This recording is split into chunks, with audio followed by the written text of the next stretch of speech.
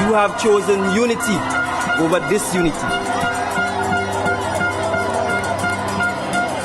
You have chosen resilience,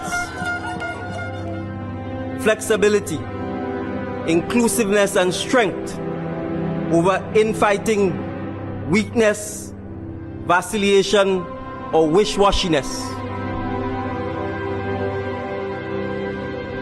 You have chosen boldness and courage over timidity and the same old, same old. You have chosen positive change and transformation. You have sent a clear and resounding message to the tri-island state of Petite Martinique, Carriacou, and Grenada that the National Democratic Congress is once more on the path of inspiring hope and belief in our people and in our nation. That the National Democratic Congress is once more on the path of beginning the process of creating a sustainable and brighter future for our young, vibrant, creative, and innovative population. You have recognized and honored and rewarded the tremendous contributions made by all of the NDC stalwarts. And for this superb choice, I say thank you.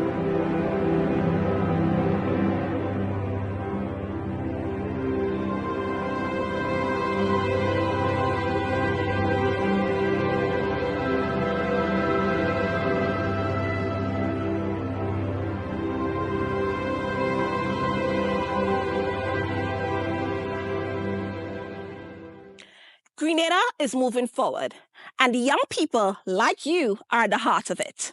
The National Democratic Youth Movement is all about connecting, learning, and making real impact.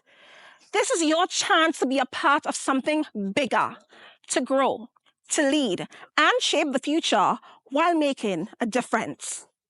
If you are ready to step up, have your voice heard, and help build a better Grenada, then the National Democratic Youth Movement is the organization for you. Join us because you are the future.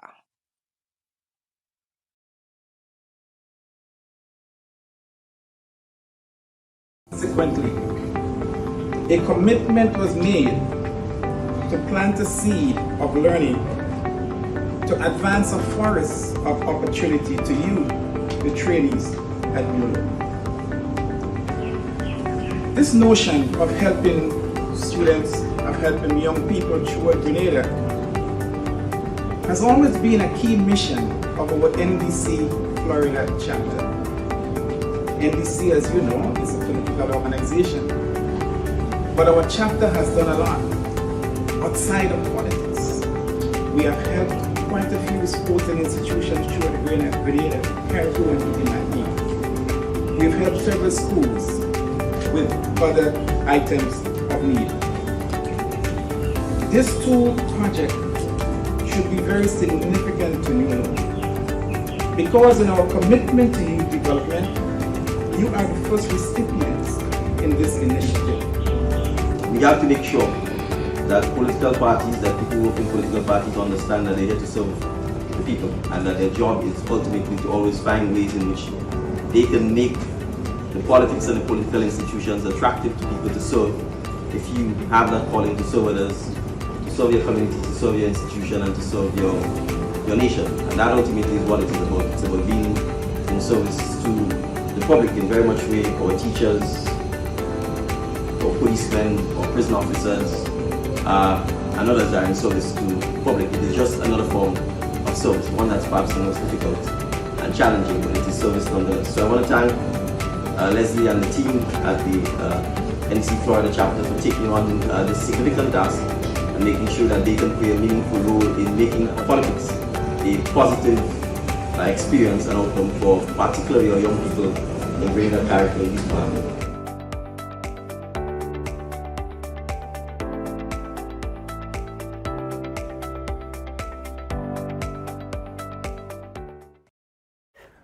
Good afternoon to all our listeners and viewers of the NDC Heartbeat podcast.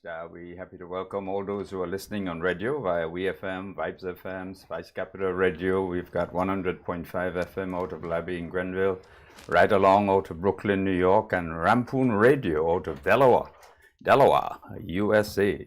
So there are other new stations on the lineup. So it's another heartbeat. Today, beautiful Sunday, albeit a little bit cloudy outside. We're grateful for the rain, but we're gonna still get on with the show. In studio with me is the Honorable Ron Redhead. He's the parliamentary representative for St. George Northeast and PRO for the National Democratic Congress. So we'll get right into it because we have shared with you a number of ads, clips, etc. So we wouldn't hold you any longer. So welcome to the Heartbeat once again. Thank you, Brother Terry. It's always a pleasure. Always a pleasure. Yeah, and let me say good afternoon to all of our listeners, viewers, both online and on radio as well, and those in the diaspora. Great, fantastic.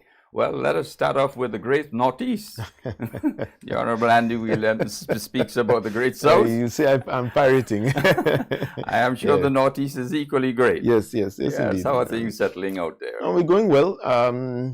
We have much to do. I think with the passage of the 2 tropical waves, we attempted to kick in our constituency response team that is in collaboration with the NADMA district team and so on. So we were kind of looking forward to a lot of water overnight, but with God's blessing, we didn't get as much. And so we remain focused. Work is ongoing in many different areas. We still have some work to do, Willis, those areas with the road and all these other things. And we're hopeful that for the new budget cycle that we should be commencing and everything will be in full gear as we go forward.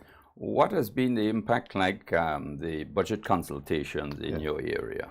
Right. Well, it has been minimal. I think more or less, generally people tend to share their comments online or through other means, not necessarily to go to budget consultations, but whenever they get the opportunity, they do share with the parliamentary representative, myself, different ideas, suggestions as to how we could improve conditions in our constituency and ultimately the country. What I pride myself in the Northeast about is that we have a lot of people with excellent ideas, and it takes the political will in some instances, and it takes the mobilization, the coordination to be able to get them to organize so that we could implement, so to speak, what it is that we are discussing. But by and large, we are not short on ideas in the Northeast, and they always contribute at all levels, whether it be budget, the constituency, the community, they're always there giving suggestions.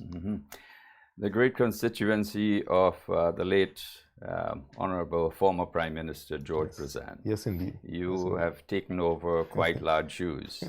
How would you say the people of Northeast are continuing to embrace you? Yeah, well, it's going steady. I think the most important thing is that people understand that notwithstanding we've had some great men representing in the Northeast, that Ron Redhead brings a certain level of difference.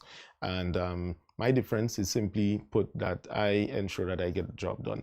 I am working to build more or less a large cross-section throughout the constituency who are progressive, independent, understands that they do not need to complain in order to achieve something, but they need to achieve it. And then we could always discuss around maybe the shortcomings and so on and work to improve it. But we must always have a very positive mindset.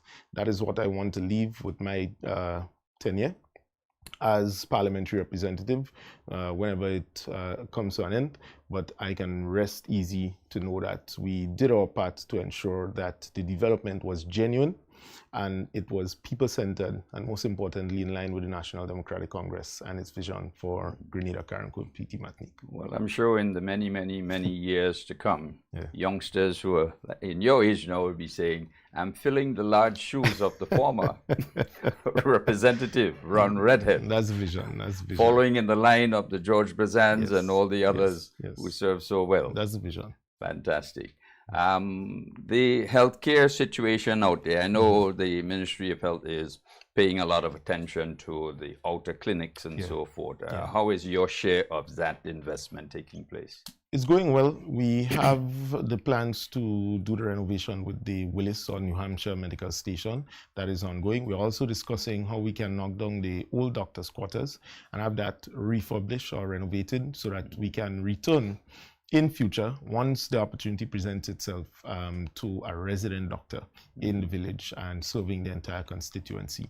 The other thing that I want to report is that we were able to negotiate with the Ministry of Health already, the district team there, to bring a dental unit, first of its kind in the Northeast, particularly at the Bolio Snow Corner Clinic, for all constituents. As you know, Terry, dental health is an important part of our overall health. Matter of fact, not cutting you, that was a major announcement made by Prime Minister Deacon Mitchell. During the campaign, he was very concerned about that. So we are working expeditiously to fulfill some of these mandates. We have already upgraded the Good Hope Medical Station. In fact, in September of 2022, mere months of coming into office, St. George Northeast received the first medical station upgrade throughout the entire Carriacou, Petite Martinique, Grenada country. So we are proud of that achievement as well, and it demonstrates our commitment.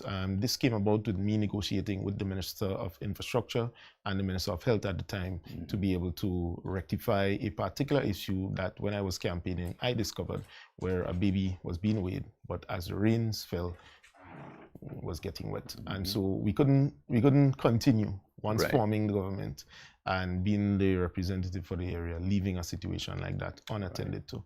And so we are satisfied that we are doing as much as we can.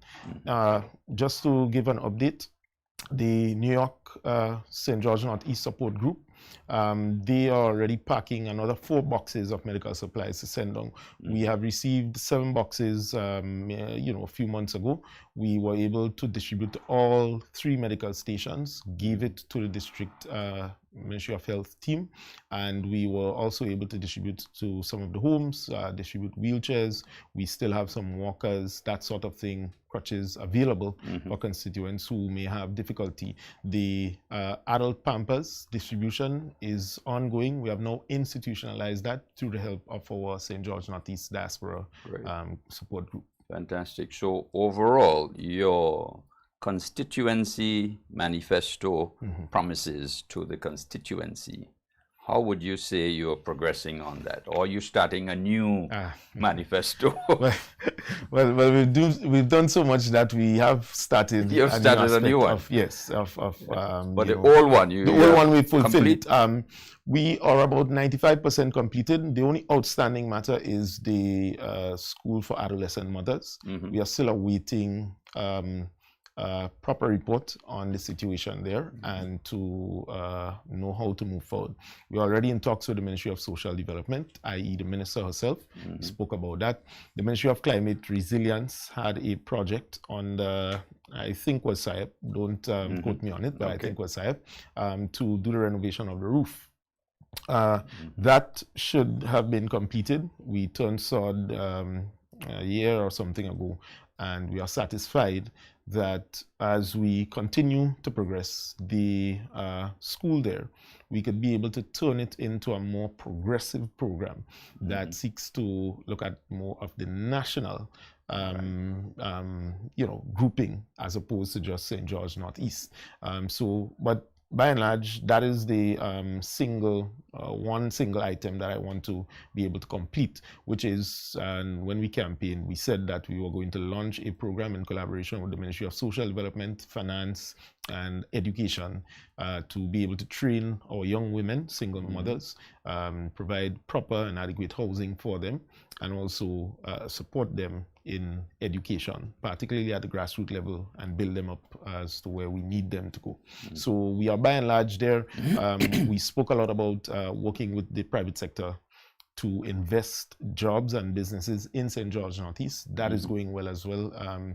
At our budget presentation, you're going to hear some updates on that, and we're going to give a report as to how many businesses open shop in St. George Northeast since last election to now. We're going to be talking a lot about the state of the economy in St. George Northeast. Have unemployment dropped? Yes, that's the answer. And so far, preliminary data and information suggests that, and we want to be in a position where we can talk through some of the things that we did, in particular to help bolster the young people, to turn them into more productive citizens rather than just sitting down on the block and in some instances just relaxing. The world is advancing too much for us to be relaxing at this time, and each of us, no matter what level we are, needs to be serious to be able to contribute and contribute as a productive citizen in Grenada. Absolutely. Well, congratulations on getting to your 95% accomplishments with your constituency manifesto.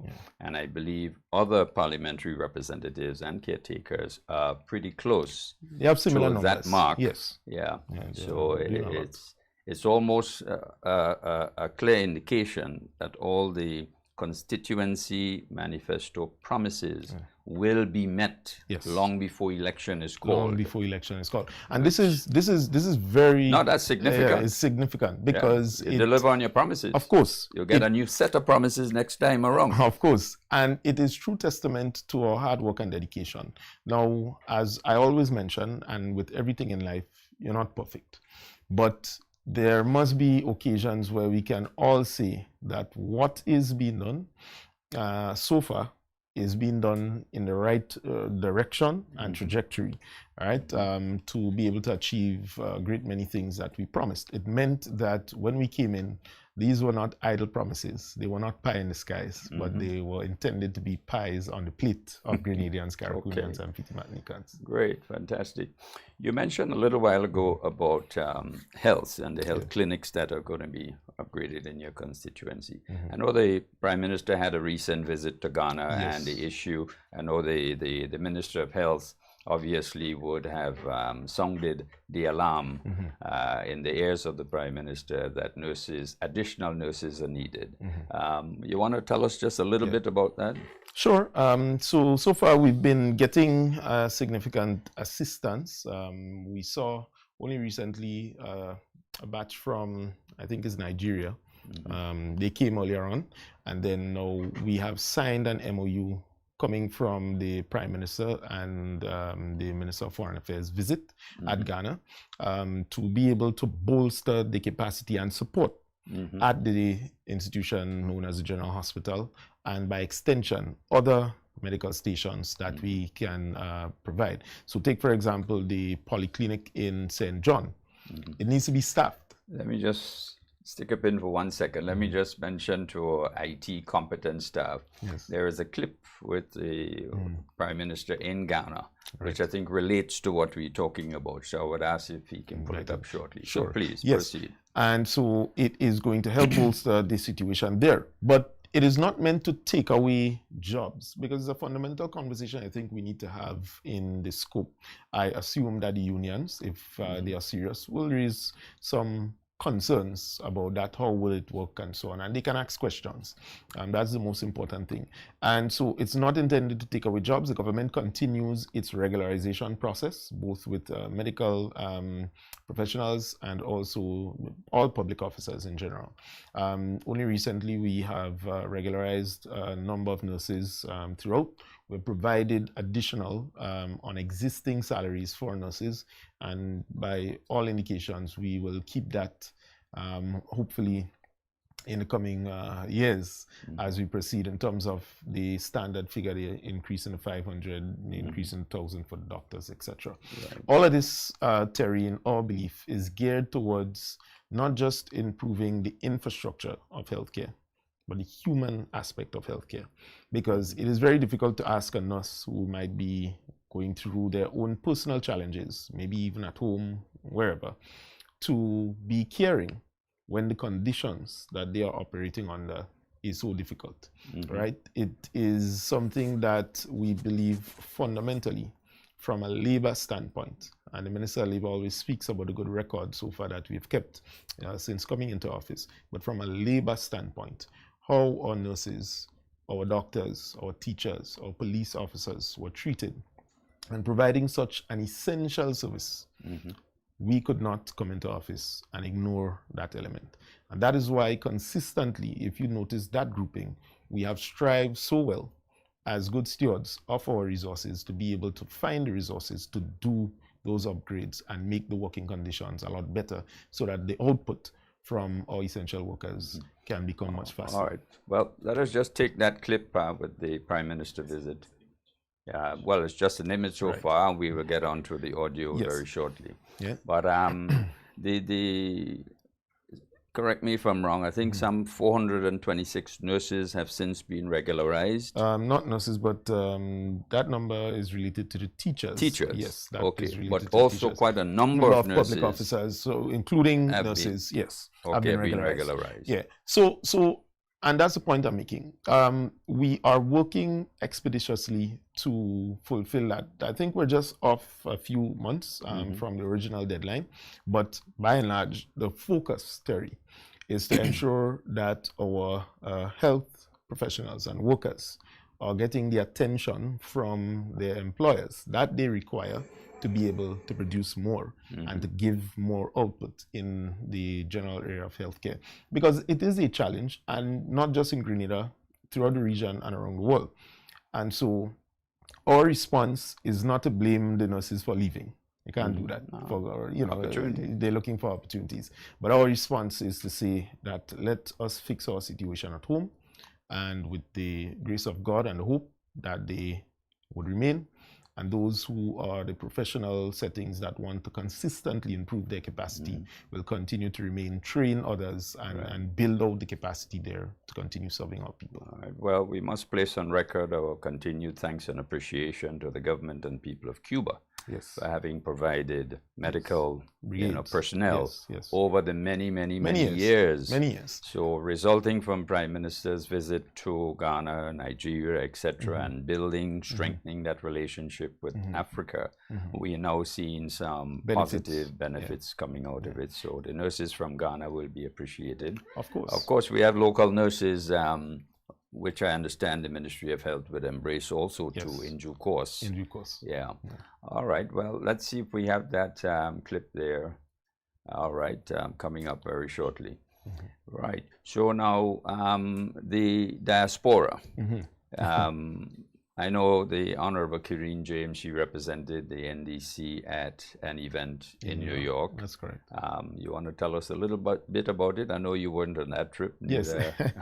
I don't think the General Secretary was there either. No. Yeah, we were not. But the Honorable Kireen James, from all indication, she handled herself well. It was well received. The turnout was fabulous. And she continues to demonstrate her own leadership style and unique qualities that any young person in such an important position will continue to grow in and improve. So kudos to her and the team who visited. We are very satisfied that our diaspora groupings play such a pivotal role and part in our overall development home.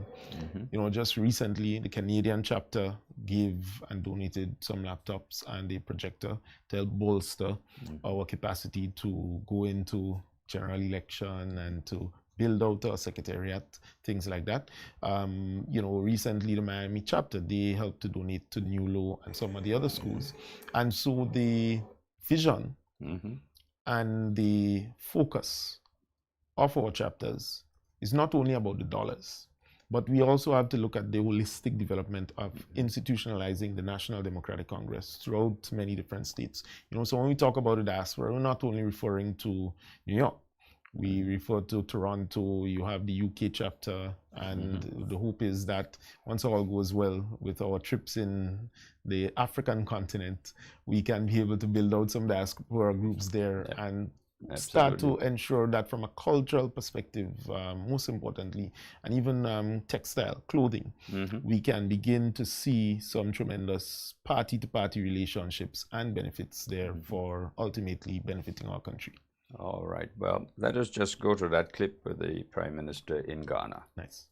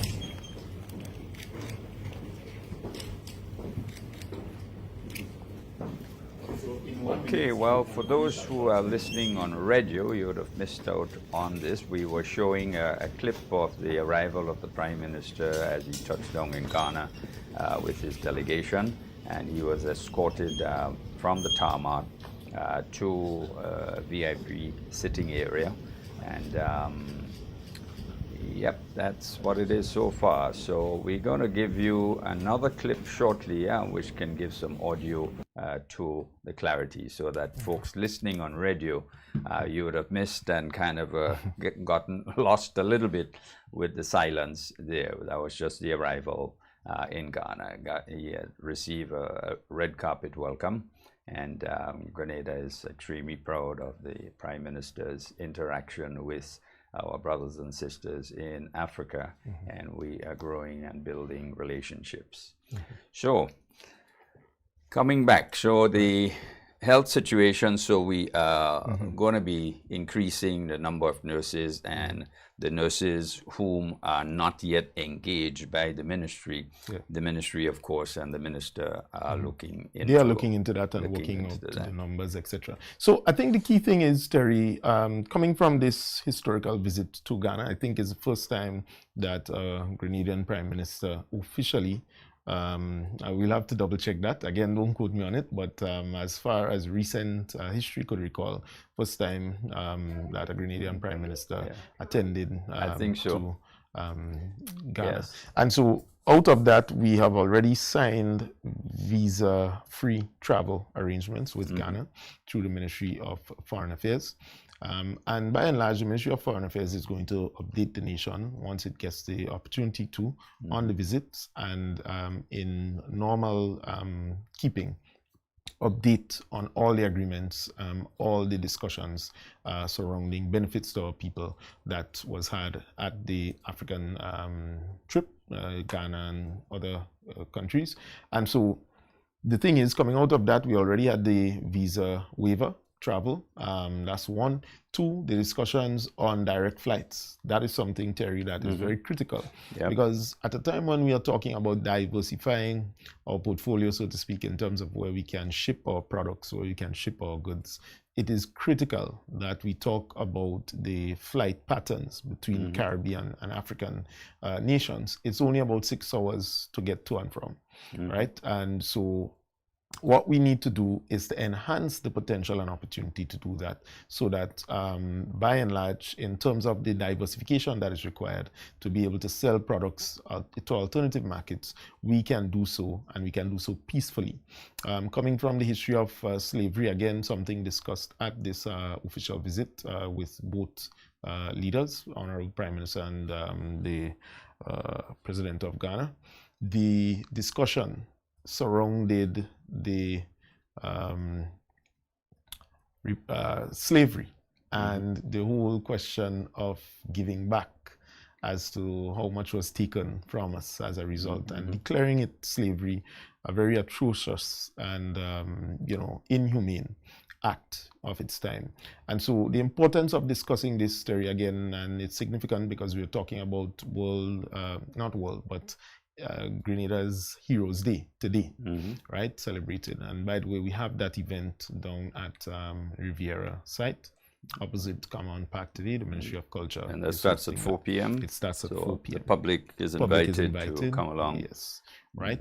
And we are going to be turning sword, for example, on our National Heroes Pack. Now, just 3 years in, the government of Grenada certainly recognized the importance and significance of being able to identify, tell our stories, and shape it in the narrative that we want it to be, coming from our culture, our history, that sort of thing. And so it's essential that when we celebrate Heroes Day, that we are not doing it just solely on the basis of an individual. It is being celebrated. The day itself was chosen because it was one of the most historic events which occurred in Grenada's history. And it is something that this is the process. You normally pick a day that is very historic, and you mark it as National Heroes Day. And so we saw no difficulty in working with everyone to get us to this point. Now, everyone is not going to be happy. And the good thing about life is that there would be criticisms, there would be support. Mm-hmm.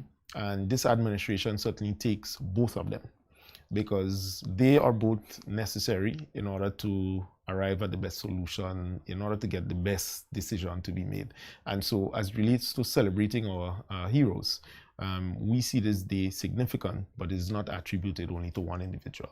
Right? Mm-hmm. Absolutely. I see, well, the site has been nicely cleaned up. Yes. It's beautiful driving in and then having the view of the sea in the background. Gorgeous. It will There's a be little absolutely... pond, you know, so it's looking really, really lovely. And I don't think we could have asked for more, given in terms of what is available and the need for us to also diversify our tourism product and to be able to showcase, as I mentioned earlier on, the aspects of our culture and history in a more professional and you know, beautiful manner.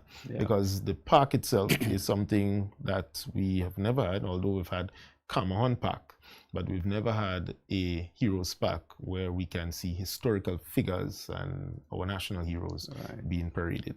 But it's important that the general public understands the I wouldn't call it the line of march, but the historical arrangements that have been made in order for government to now own this particular plot of land. Because it was never owned by, well, I shouldn't say it was never owned, because leasehold land.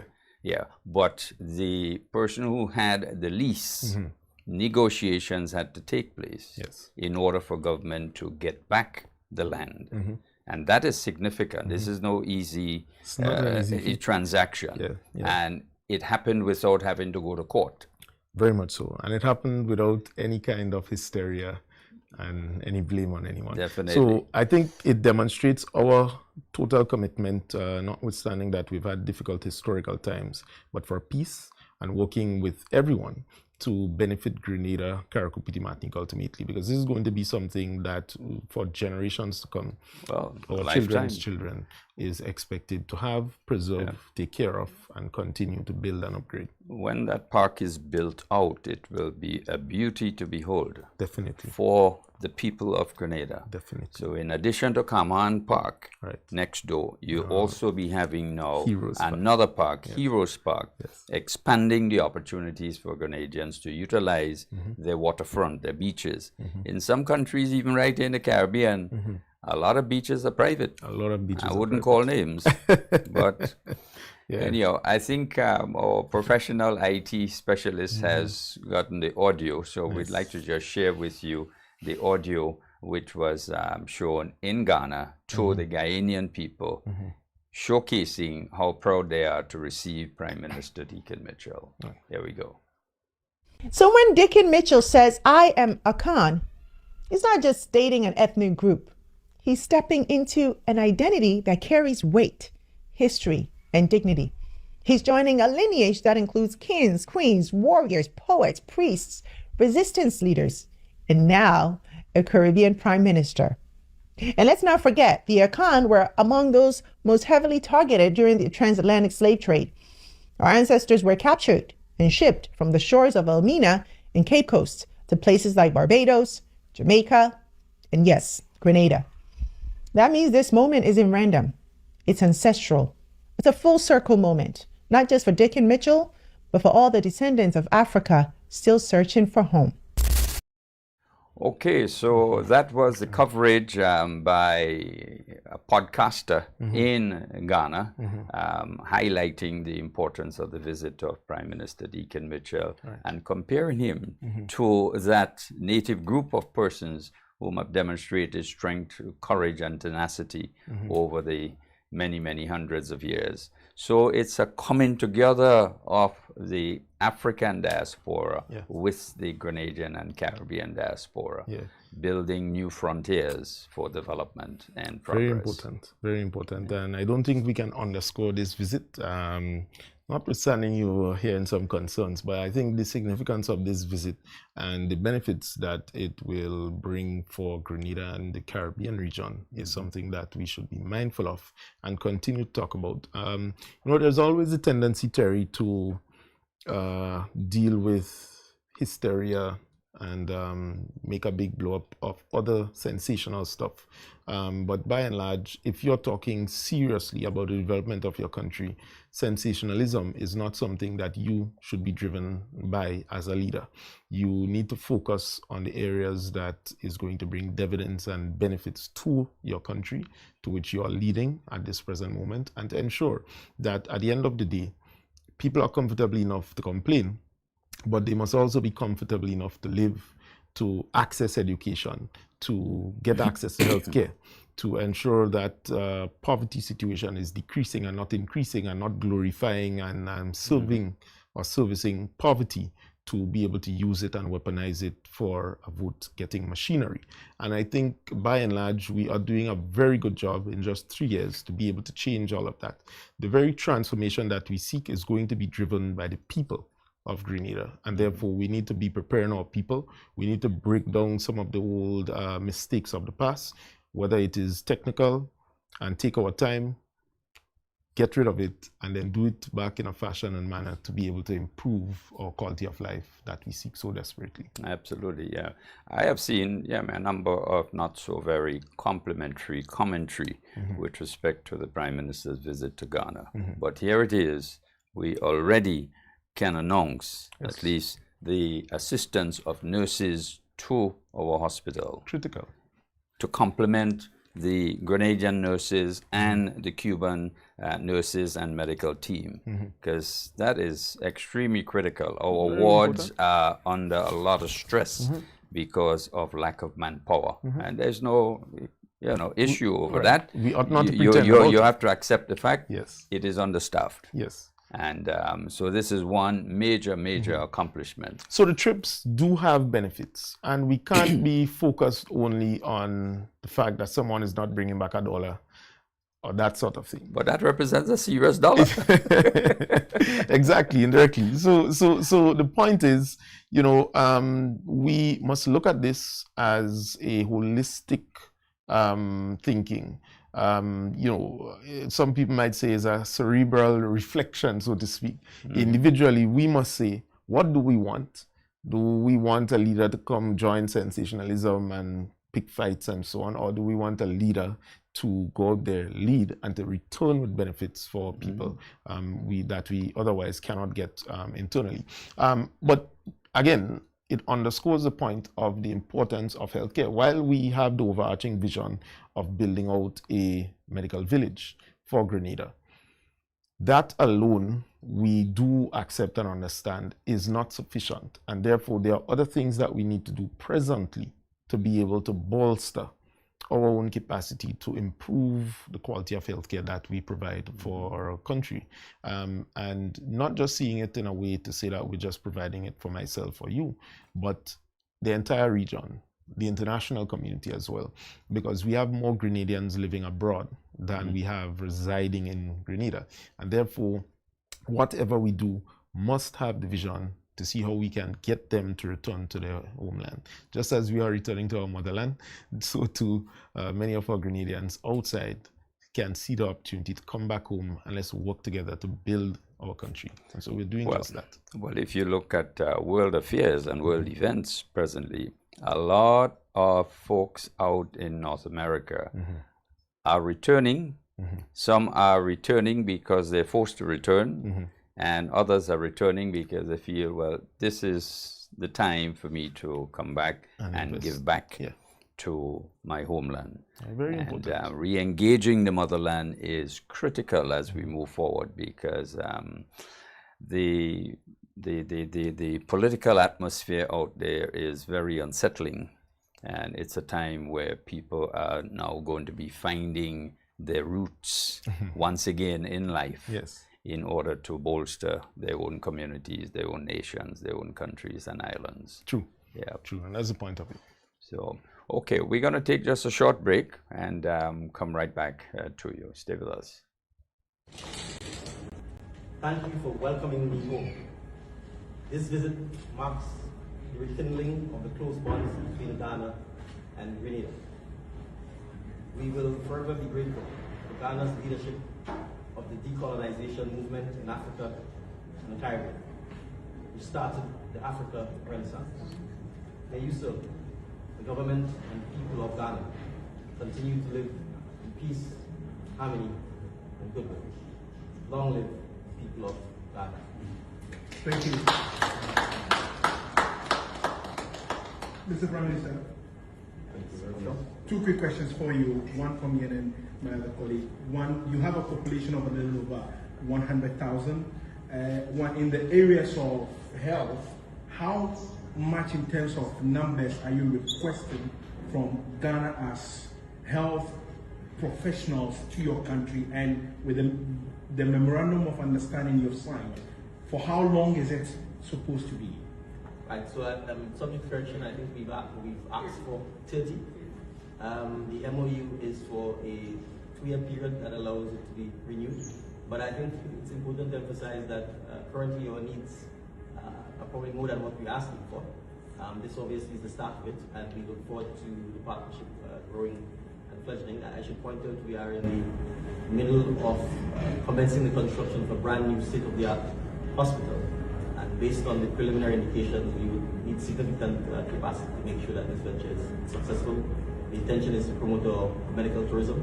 Tourism is a main driver of the economy, and we want to be able to sustain that by ensuring that we can deliver first-class medical services, not just to our citizens, but to our visitors when they come to Grenada. And we believe Ghana can play a critical role in helping us achieve that. So that when Ghanaians visit Grenada, they are sure that the healthcare facilities are first class. All right.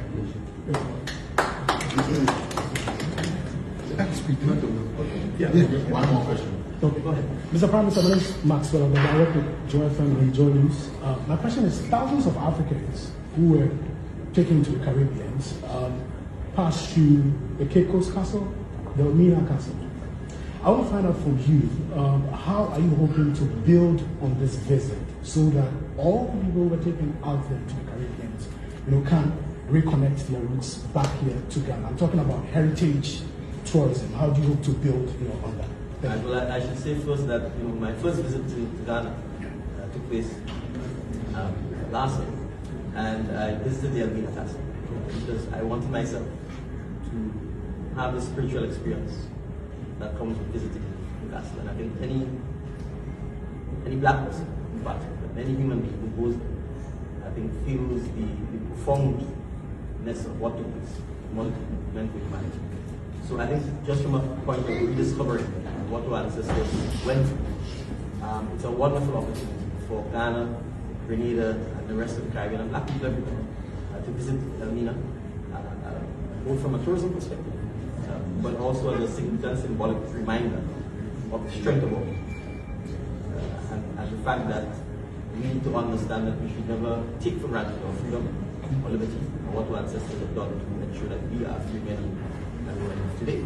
So I think it's a wonderful opportunity for tourism, for heritage tourism, a powerful reminder of the reason why Ghana is leading the charge for reparations and why we need to be supportive of this. And it's for no other reason, an opportunity for us to ensure that we can in fact make the direct flights that happen between Ghana and the Caribbean. So thank you very much for this. Thank you. Welcome back to the NDC Heartbeat podcast. In studio with me is the Honorable Ron Redhead, Parliamentary Representative for St. George Northeast and PRO for the NDC. When we went on the break, we were talking about the recent so-called poll that has been done, and you wanted to address that situation and to bring about some form of clarity, because these kind of announcements can kind of send the wrong message and signal to the population. Well, I agree, and I think by and large, Terry, I think we need to understand the game of politics. Now, at a particular moment, a poll can be conducted which the environment may not be favorable to the government. But by and large, that dissatisfaction with an issue or two issues may not be the overall deciding factor for voting. And it is highly likely that this administration is an administration that both listens and acts and understands by a large extent that coming from a situation where we had absolutely no seats and everyone counting us out before the 2022 election, and coming from a situation of no seats to 9, and then even after the election was over, still picking up another seat, again unheard of, and moving to 10, suggests by and large, for all the Grenadian people, and in particular our NDC supporters, you can rest assured that we are prepared to do the work and to get the job done. This is not just about grandstanding and putting out, loose ideas. We are working extremely hard to build the country, and we will not get every issue right.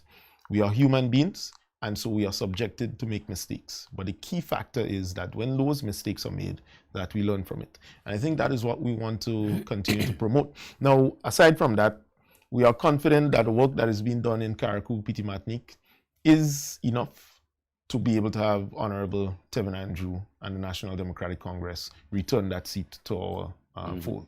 We are confident that the work that we are doing is enough to have St. Andrew Southwest return to the National Democratic Congress and also pick up new seats. I can say this with the greatest deal of certainty, that the polls are important for us to reflect on, but that is not going to be the determining factor whenever the general election is called. For we are prepared in doing the work, as I mentioned, and not just doing the work, but certainly to transform Grenada, Carriacou, Petit Martinique, and do it in a fashion that is not piecemeal, haphazard, but genuine. Take, for example, the introduction of night landing in Carriacou. That is going to be a game changer for the economy in Carriacou and Petit Martinique. Absolutely. One of the major challenges in Petit Martinique, for example, is logistics. You can't get things up fast enough, and then you often have to rely upon third parties that when it comes from Grenada, reaches to Carriacou, you then have to get somebody else now to be able to send it to Petit Martinique. But throughout all these challenges, you have additional costs with transportation that you'll have to pay. And so ultimately things become more expensive. Now, if you have night landing and you can concentrate a greater deal of visitors, citizens passing through Carriacou, what you are going to see is an expansion of their revenue collections. This is going to help because it means, therefore, in a direct way, you have more activities taking place. You have maybe major hotels now being able to express interest to set up shop. I was speaking to Minister over the previous weekend, and we were talking about his wonderful plans as to how he continues to work with Carriacouians and Petit Martiniquans to implement them. And he said one of the challenges that they discovered in doing the housing repairs and the Build Back Betters, etc., is that material aggregates, its availability. And so I can go ahead and announce on his behalf, for example, that him and the ministry is prepared to set up a office of gravel and concrete for the first time in Carriacou. That is going to be able to serve also Petit Martinique. So the issue of shortage of materials, aggregates, etc., is something that we can be able to manage a little better. And so that's the plan. So whenever challenges do arise, there is the perception to say, well, all hell is broken loose and this bad, and the government is understood. And if you notice our temperament, Terry, we have never attacked anyone, even people who spread lies, for what they say. Because sometimes, this country went through a period where a prime minister would sue almost everybody for any little thing. And as such, we are not in the business of getting down to this kind of tribal war. I think what we need to demonstrate, which you have said before, the elements in our country that work, we keep. Those that do not work, we will change and transform and enhance. And that is what we maintain to do. In addition to that, we have always maintained that we're not going to get everything right. And so whenever we get it wrong, we encourage everyone, including opposition, official opposition, to point it out where we are wrong so that it can be rectified. Because for us, improvements is the better thing to do than wallowing in trading insults and trying to attack people for whatever they say. And freedom of expression is something that we value. Our mantra is let the people's voices be heard. And so far, coming into office since 2022, notwithstanding, as I mentioned, people have been spreading a lot of lies on individual ministers, etc., we have not sought the appetite to go after anybody, because at the end of the day, this country has been down a very dark period with the lack of tolerance to criticism. And so we do not want to continue that. No matter we are young, we want to demonstrate significant maturity politically and otherwise in this process. Very well said indeed. Let me just add to what you shared there regarding the Honorable Tevin Andrew. He has had to deal with a major hurricane. Of course. And he's going to tell his story before the general absolutely. election, right? So the public is going to hear. It's not an easy exercise managing that situation. The demands of the public has been tremendous. And it takes a very stable-headed, confident leader to rally through that period and to bring relief. Most people, they would resign. And they run. They probably go on a boat. And as you say, Ron, I always want to go back to the time we were up in New York, and when that threat became very real and apparent, the Honorable Tevin Andrews disappeared on us, and he somehow found his way back home with his people. And so from me, before the Hurricane Beryl landed, so for me, if I am judging that commitment to the cause and his islands, I would say, by virtue of that action alone, it tells me what you are dealing with. Other leaders went on a boat. So just to clarify, to hide it out. The Honorable Tevin Andrew was in New York with yourself and I think Andy Williams and Minister Delma Thomas. And he disappeared on you in New York. In New York and found his way back in the Caribbean, realizing... That is correct, the threat. That is correct. Threat, so he pulled all strings to make sure that he returned before the hurricane hit. And this is something commendable. Absolutely, so indeed. Well, congratulations to him. Of course, the other ministers of the government, take for example, Dennis Cornwall. He only got into politics 1 month before the actual election day. Has been a career public servant, both regional and local as well. Exactly. So he needs tremendous commendation for the work that he has done and the confidence that he has shown to the people. And making the transition. And I want to talk about that too, because oftentimes people look at the individual. Now, for my one part, if I have to judge a constituency, I'm looking at the situation prior to the election to now. And I want to see the differences that are being done to help enhance I would say, the durability, the dexterity of that constituency to withstand shocks and so on, whether economic or natural. And in my humble opinion, all the constituencies must be given commendation by the government representatives who are in and around there, because we have caretakers as well, who happen to be government ministers and senators contributing to the overall well-being of citizens in their constituencies and communities, although they are official members of parliament. And so we must give each of them commendation for the hard work that they are doing. It is not easy. No. Right? It is not easy. And so, when people talk about, well, this person is not a good person and so on, I mean, in 3 years, you can't really judge nobody to say that they are not helping the constituency that much. However, the only thing is that the 3 years feels as though it's 13 years. The public, somehow the public thinks that you've been there for almost 13 years, Well, that's with a number of accomplishments. That's maybe a good thing. That's exactly. That's maybe a good thing. So when you get ponged, it's because their mindset is hinged on 13 years.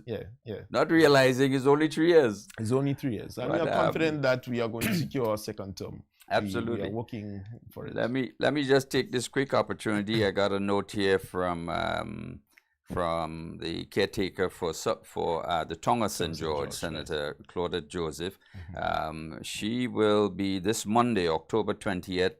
She's inviting the general public to come and tour the constituency with her. And she's saying that they are excited to share all of the amazing progress that they have made in their beloved constituency, from countless projects to infrastructural improvements and innovations, and that the Tonga St. George is only getting better and better. Come and have your say, come and witness firsthand the impact of our dedicated efforts. The meeting starts at 9 a.m., starting from Tantine Terrace. Transport will be provided. The tour is open to all members of the public, including opposition members who wish to come along on the tour of the Tonga St. George. Definitely. And so congratulations, Senator. Right. And I want to congratulate her, because this is my belief, but I am certain that many others could share such a sentiment, the National Democratic Congress is going to regain the tongue of St. George. We are confident on this, and it is not hinged upon some kind of selfish aggrandizement. But we understand clearly that notwithstanding that we do not have an official member of parliament in that constituency, the amount of work that has taken place and the amount of stuff that is being done by Senator Claudette Joseph and her team and the National Democratic Congress is tremendous. And we are confident that we are going to secure the seat. So this is not about beating our chest. We seldom do that. But what we want to say and to encourage our supporters, do not be afraid. It is the same rhetoric that was put out there that we can't win the election, we're too young, we're inexperienced, his little boy, little girl, etc., and they can't do nothing. But we were able to overcome that. Absolutely. Let me just stick one pin here just to say, for me to say goodbye to those listening on radio. It's 1 o'clock already. And to invite them to join us on our Facebook page or on YouTube. We'll continue just for a few minutes more. So please continue. Thank you. Right. And it's for us to say that this is about ensuring that we right this historical wrong on our country. Brother Terry, for years, for example, we were dealing with this pension issue. Today, the National Democratic Congress, less than 3 years, was able to pay the retroactive pensions. And it was not done in a manner and fashion that was politically motivated to say, well, we'll only pay the NDC, we're not paying NNP, and so on. It wasn't done like that. Genuinely giving to the people who've served their time, no matter their politics, their deserving right. And for us, what we want to say is that this alone is a significant testimony to our commitment, hard work and dedication to being able to change the situation in our country. It's consistent growth rates from since 2022 to now. Notwithstanding, we've had a Category 4 hurricane totally decimating Carriacou and Petit-Martinique. Notwithstanding that, we've had difficulties both from an economic, both regional and international. Notwithstanding that, we have major uncertainties as time go on and loom, and we don't know, we could hear something new in the news some month or a day or a week or two. So the point is, notwithstanding all these challenges, we have been able to stay the course. And that is why we are confident that it's important for the people to support the National Democratic Congress. Again, keep maintaining, we're not going to get every single issue right. And I expect you, the Grenadian citizens, whenever we get it wrong, to point it out. But what I also expect, when we get it right, you must support and say too. Yes, you know, bad it's important. News travels fast. Good news is taken for granted. This is why you have to promote your good news. That's the point. That's the point. But this is why we are doing this here and speaking to Grenadians as best as we can, as loud as we can, as regular as we can on a Sunday, Brother Terry, to talk about what it is that the National Democratic Congress is doing, what we believe, and where we want to take Grenada, Carriacou, and Petit-Martinique. Fantastic. Well, we have come to the end of the program. Thank you for being part of the Heartbeat once again. And let me invite you to give your closing remarks. Right. So my closing remarks would be simple. I hope the video is queued up. The people celebrating in New York is true testimony to the mood of the National Democratic Congress. Wonderful. And we are confident that we're going to remain focused, notwithstanding we have challenges, but we are prepared to work extremely hard to overcome and to build Grenada, Carriacou, and Petit-Martinique. Wonderful indeed. So we'll go right straight to that video with the celebration of the NDC's 38th anniversary in New York and showcasing the celebrations held there under the patronage of the Honorable Karine James. So stay with us for that closing, and thank you for being part of the Heartbeat today.